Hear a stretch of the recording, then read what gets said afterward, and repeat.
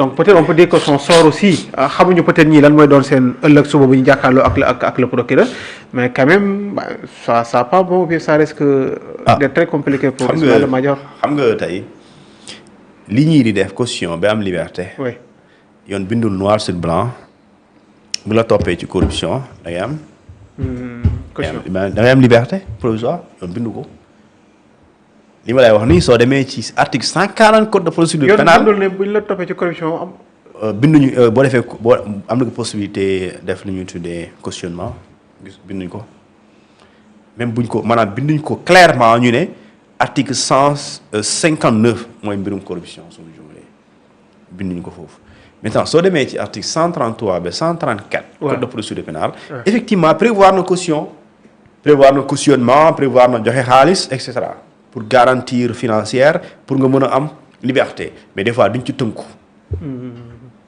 ñàkk ci tënku mën na am selon la gravité mbiri tey tu penses qu'un ministre de la République qui doit être le premier magistrat qui doit être le premier di xeex lu ñu tuddee lépp luy pratique illégale ah.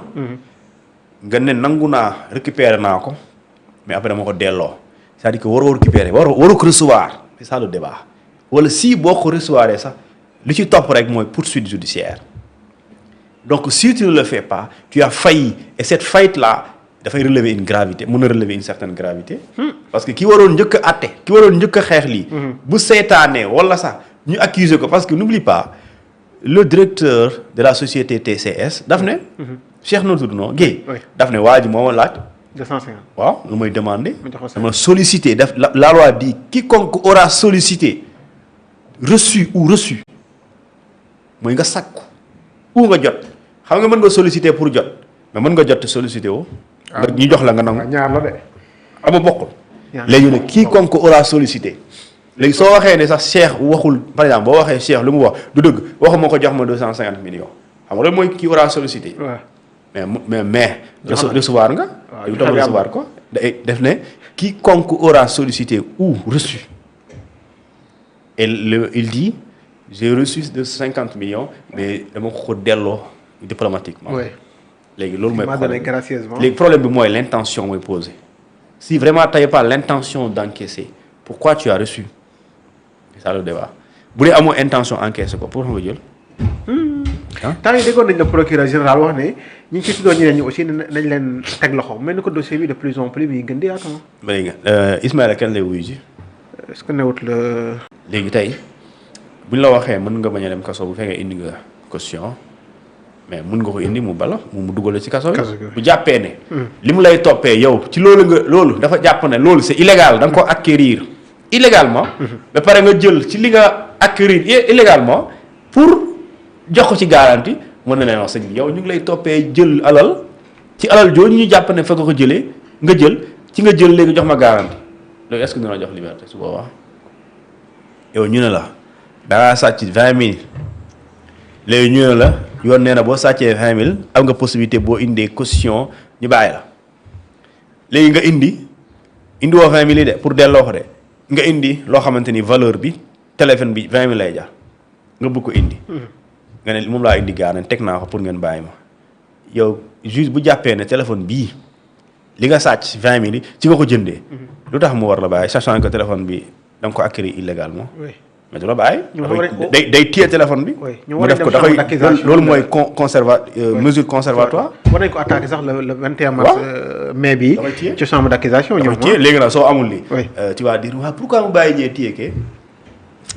léegi da nga koy laaj da ngay dem nga ne monsieur Sylla c'est le procureur de la République wala nga dem président du collège des juges d'instruction nga ne sauf que ñoom amuñ temps boobu parce que ñun ñoo fi nekk di aéré dugg si lu ne. ok léegi Thioune ci lu jëm ci wàllum résolution de mise en accusation ñu ngi jëm ci phase d'instruction bi foofu comment ça va se passer ak quelles sont les probabilités yu ñu ci mën a xaar. bon c'est très simple sëñ bi man waxoon naa la fii jour woowu. nee naa la bu ci El Malick Ndiaye nekk. oui pare dina gaaw. loolu parce que yoon moo ko mayul temps. El Malick Ndiaye def na lu muy def yàgg na yoon moo ne yow El Malick Ndiaye président assemblée. loi bi daf ne haute cour de justice daf ne bu ñu voté résolution de mise en accusation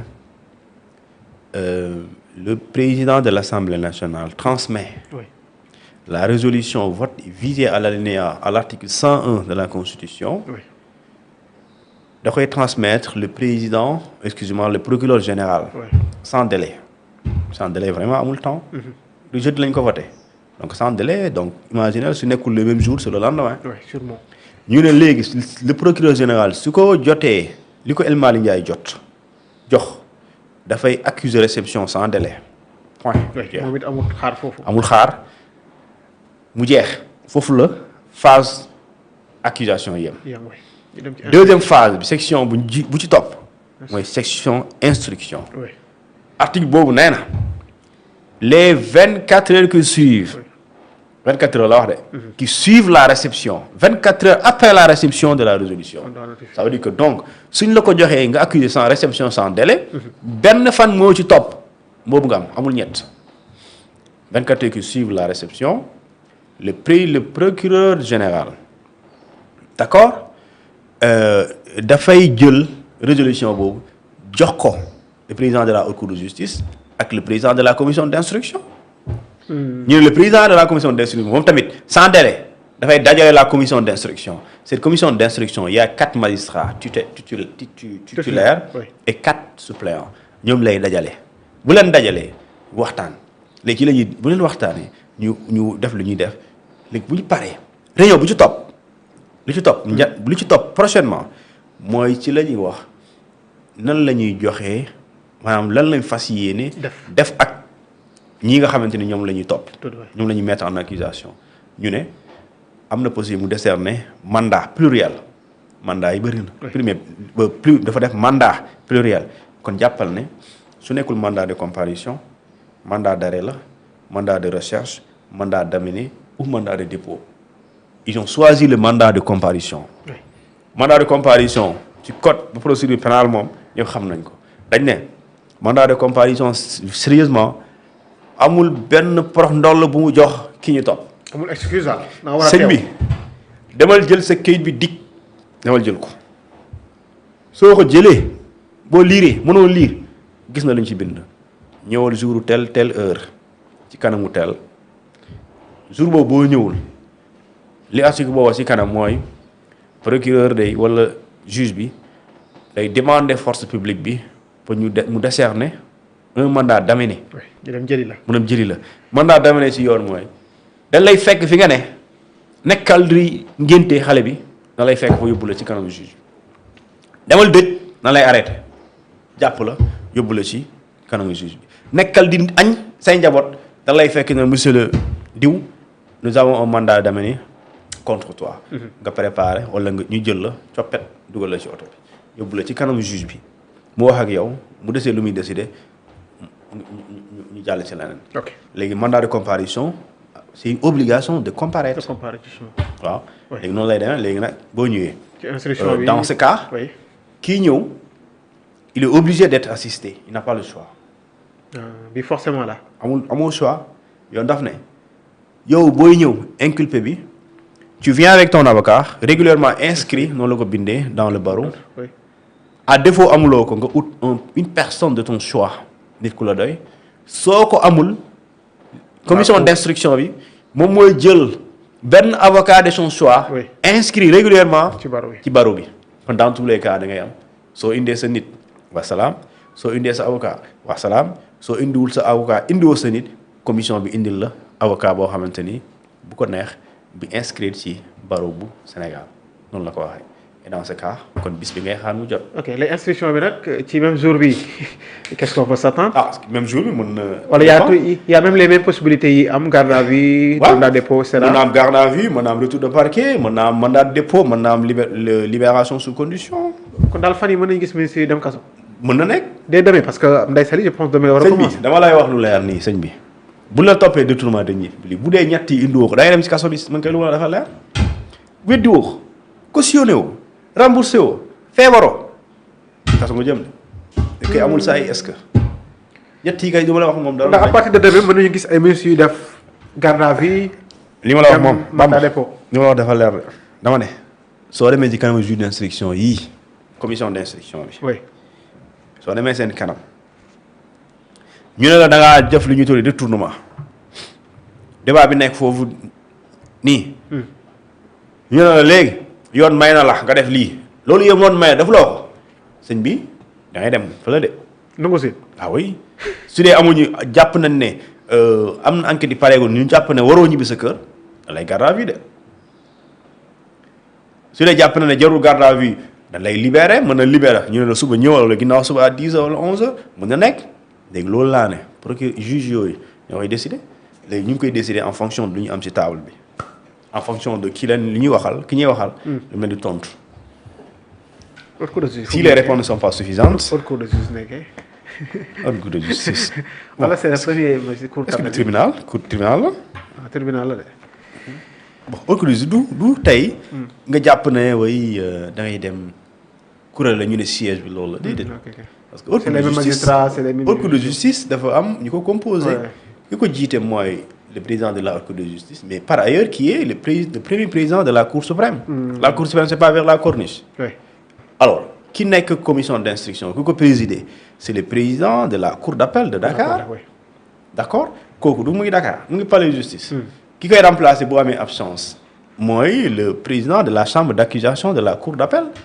da ngay gis ne ñooñu dañoo nekk fi léegi nag fu ñuy toog fan la ñuy tasee bu def loolu bon loolu vraiment du problème. il suffira juste benn bureau xaw ma benn salle. pour ñu xam la cour d'appel elle est au palais de justice. La cour suprême elle est sur la corniche. waaw fi ñu lekkee jën ak yooyu noonu. ñu jeexale très rapidement ci ak mbirum góor ji homosexualité bi excusez-moi borom ñaari tur yi parce que gis naa ne coow li bëri na mbir mi dellusiwaat na ñenn yi peut-être ñu ngi ci wax tugal ci politique ñeneen ñi aussi ñoom li ñu sàkku rek mooy ñu dal di ko criminaliser maintenant qu'en est-il ñu bëri jàpp nañ ne aussi criminaliser l'homosexualité mbir la boo xam ne du yomb actuellement fi ñu toll parce que boo ko defee il y aura peut-être des sanctions yu bàyyi ko sur le plan international démb it ñi ngi wax que ne Jamra dafa jël des anciens images ou des propos yu Ousmane Sonko yëkkati woon très longtemps di ko partager sur leur site internet maintenant qu'en est-il justement ci wàllum criminalisation de l'homosexualité bi nga xam ne dellu soit na. sujet bi de dafa am solo. oui mais dañ ko war a régler mu jeex. ah. te damaa gëm ne yenn sujet yi askan moo koy réglal boppam. loolu laa gëm quand je dis askan moo koy réglal boppam mooy askanu Sénégal tey yenn questions yi dañuy mën na dimbale président de la République sax. quand je dis mën na ko dimbale mooy xam nga dañuy naan bu dee dañuy def modification constitutionnelle wala révision mën nañ def référendum. def référendum wala ñu jaaree assemblée mais li ëpp légitimité mooy référendum. parce que askan bi mooy wax directement mais bu dee assemblée député ñooy wax par askan bi mooy wax par l'intermédiaire des députés. léegi li tax moo ne la référendum mooy tey Sénégal yi soo leen laajoon defar projet référendum.